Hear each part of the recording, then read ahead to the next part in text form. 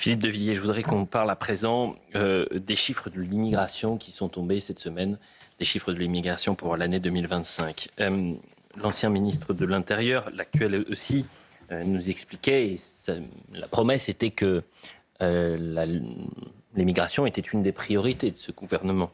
Visiblement, au regard des nouveaux chiffres, il y a, notamment concernant les titres de séjour, un record. C'est historique. Le nombre de titres de séjour en cours de validité dépasse désormais les 4,5 millions. C'est historique. Je vous propose d'écouter un certain Emmanuel Macron qui lui aussi faisait de la lutte contre l'immigration une des priorités. C'était il y a quelques années. Regardez. Parce qu'à chaque fois qu'on parle du sujet de l'immigration, on parle de femmes et d'hommes, il ne faut jamais l'oublier. Puis après, 28 000 morts en 10 ans. Et j'ai eu l'occasion moi-même de le dire, mais l'Europe est le continent qui fait le plus. Et donc, ce qu'il faut voir aujourd'hui, c'est que d'abord, nous, Français, nous faisons notre part. Mais il faut ce message d'universalisme. Moi, je ne suis pas indifférent et nous devons être humains, accueillir en particulier ceux qui fuient des conflits. Mais on doit aussi être rigoureux parce qu'on a un modèle social qui est généreux. Et on ne peut pas accueillir toute la misère du monde. Geoffroy Lejeune. Philippe, quelles sont selon vous les leçons à tirer de cette situation ? Écoutez, c'est simple, on nous ment. On nous ment sur tout. D'abord, on nous ment sur les chiffres. Vous venez de le suggérer. Puisque pendant des années, on nous a expliqué mais non, Philippe, t'exagères, t'es excessif. Il n'y a pas plus d'immigration. Jusqu'à l'année dernière, où les ministres successifs, vous l'avez rappelé, nous expliquaient ça s'arrange plutôt. Bon, ça sera long. On n'a pas tout le pouvoir, mais on progresse. Donc, ils mentent sur les chiffres. Et la preuve, vous vous souvenez de François Bayrou ? Le sentiment, je comprends que les Français, parfois, le sentiment d'une submersion migratoire. Ah oui, le sentiment, comme le sentiment d'insécurité. C'est qu'un sentiment, c'est pas vrai, mais c'est un sentiment.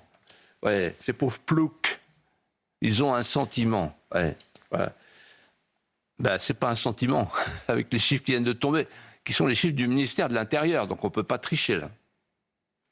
Donc, on nous ment sur les chiffres. 384 000 titres de séjour. Nicolas Pouvremonti, le remarquable directeur général de l'Observatoire de l'immigration, a dit « c'est record dans l'histoire de France ». On ne peut pas faire mieux.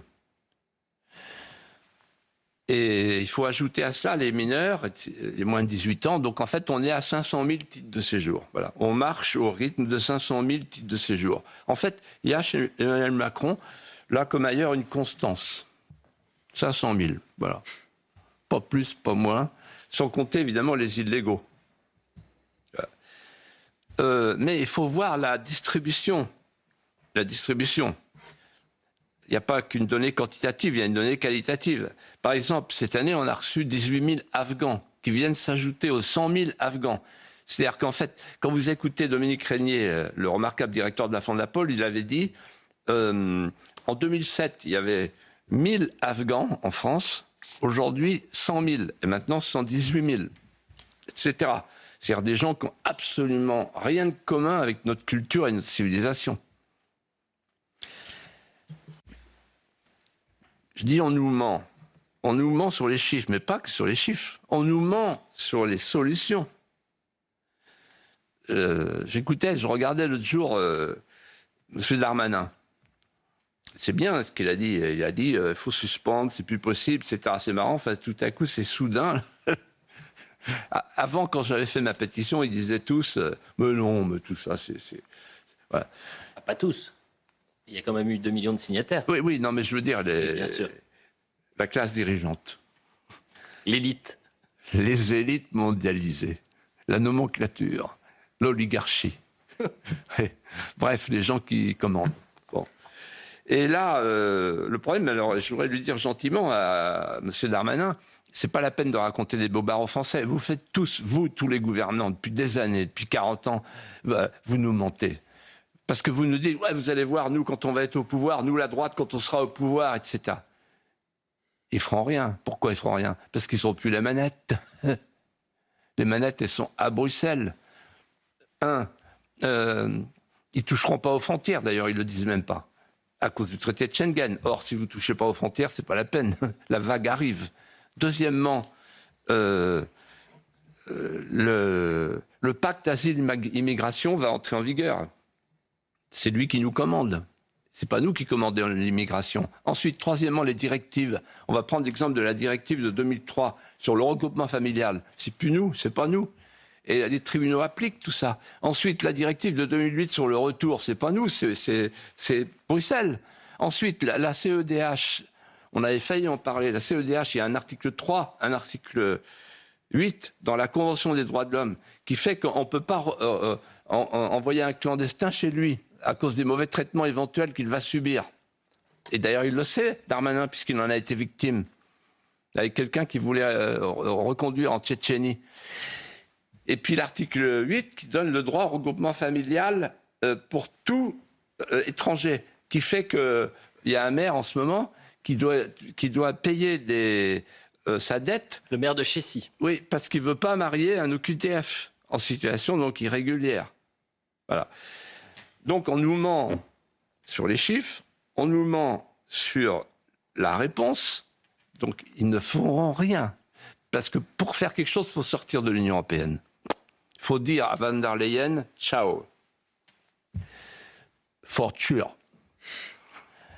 Et ensuite, j'ai moins bien fait que... Hein, oui. Vous avez un meilleur accent italien. Ah oui, Oui. Ah oui, j'avais pas compris. C'était Emmanuel Macron. Et bien sûr. Ah oui, non mais j'ai pas compris. Faut suivre, jeune homme. Là. Non mais oui, mais En attendez, fait, j'avais pas compris. Je pensais qu'il parlait en allemand. La semaine, il est sur les réseaux sociaux, en fait. Ok, allez. Ah oui, pardon, excusez-moi, je n'avais pas compris. Champion, mon frère. Bon, alors, Il faut sortir de l'Union européenne, vous avez dit. oui. Alors, troisième mensonge, c'est pas fini. Il y en a 4.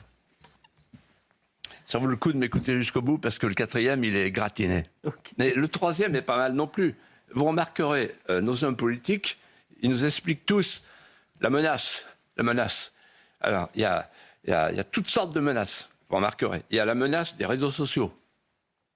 Ça veut dire que les opposants s'expriment sur les réseaux sociaux, il faut les faire taire. Peut-être on en parlera. J'espère qu'on aura le temps d'en parler. Ça, c'est gratiné. Ensuite, il y a la menace russe. Ah, Poutine va nous envahir. Il faut préparer les familles à envoyer les soldats. Hein. L'amiral Mandon, le fameux. Hein. Ensuite, l'apôtre de la chair à canon, c'est envoyer nos enfants en Ukraine. Bon. Ensuite, il y a la menace maintenant américaine. Maintenant, ça y est, on va au Groenland, on devient groenlandais. Et vous avez vu, groenlandais, on dit on défendra l'intégrité territoriale du Groenland, on défendra la souveraineté du Groenland, on défendra l'indépendance. Mais c'est dommage qu'il ne soit pas président du Groenland. Mais j'aimerais bien qu'il dise la même chose pour la France. L'intégrité de la France territoriale, l'indépendance, la souveraineté. Voilà. Donc la menace climatique, d'où le pacte vert, etc., les éoliennes, etc. La menace, elle est partout, sauf la menace existentielle. La menace existentielle, c'est celle qui touche au pronostic vital. C'est quoi le pronostic vital? C'est simple, ça tient en 2 chiffres. Dans 30 ans, l'Union européenne va passer de 550 millions à 480 millions d'habitants. Et dans 30 ans, l'Afrique va passer de 1 milliard 400 millions d'habitants à 2 milliards 800 millions. Bon ben voilà, la messe est dite. Il est là le problème, elle est là la menace existentielle. Mais ça, personne ne veut en parler dans le milieu politique. Enfin donc, j'arrive à la quatrième mensonge. Le 4e mensonge, c'est sur la portée de cette immigration invasive. C'est qu'en réalité, on ne veut pas nous dire qu'il s'agit d'un populicide. Je reprends l'expression et le titre de mon livre. Qu'est-ce qu'un populicide? J'ai retenu la définition d'Aimé Césaire. C'est un génocide par substitution. La substitution d'un peuple avec l'effacement du peuple original. C'est-à-dire qu'en fait, on est en train de fabriquer sous nos yeux, sans que personne ne réagisse ou presque, un non-peuple, avec une non-identité, une non-histoire, des non-racines, un non-peuple. On est en train d'organiser le face-à-face des errants. Alors il y a deux sortes d'errants. Il y a le migrant et l'homme global. On a fabriqué une société de déracinés, les déracinés de l'extérieur, les déracinés de l'intérieur. Et moi, je vais vous dire quelque chose. Quelque chose qui me poursuit et que j'ai en tête du matin au soir et qui fait que je suis là ce soir encore avec vous pour tirer la sonnette d'alarme de manière machinale et désespérée. Je vais vous dire quelque chose. Dans toutes les sociétés qui vont vers l'épuisement, il y a le temps des morts et le temps des vivants. Mais entre les deux, il y a le temps des morts vivants. Nous y sommes.